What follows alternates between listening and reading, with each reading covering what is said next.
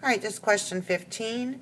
Which of the following is most likely to cause a change in the genetic traits in an isolated population of ground-dwelling lizard species?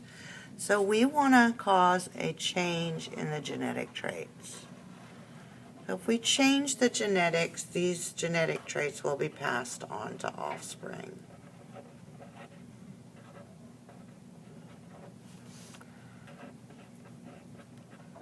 Meaning the babies will be born with these new genes or genetic traits.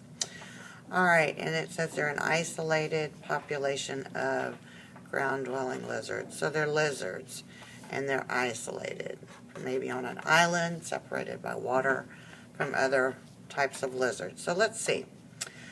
A, the exposure of an individual lizard in the population to radiation, causing a mutation that is not passed on to offspring.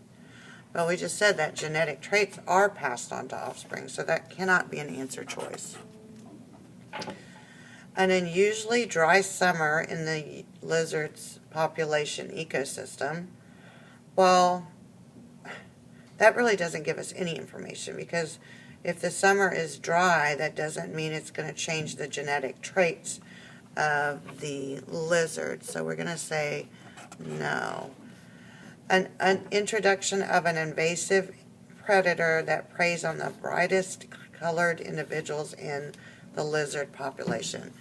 So they're talking about an introduction of an invasive species that the lizard doesn't know about. So the lizard doesn't know this organism, but this organism is going to predate or hunt the lizard, okay?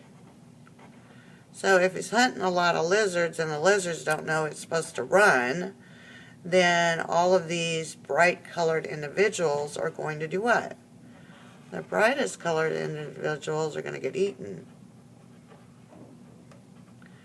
So that means what lizards are left behind? Well, the not so bright ones, so not bright ones. So if the not bright lizards are left behind, and that's all they got, then they're going to have offspring that are also not bright.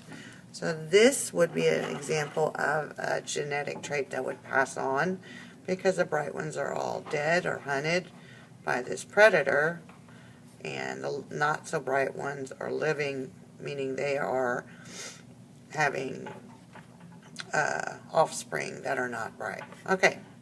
Now let's look at the last one. A fast-moving wildfire that burns the canopy of the trees and the lizards. So the canopy of the trees is the top of the trees.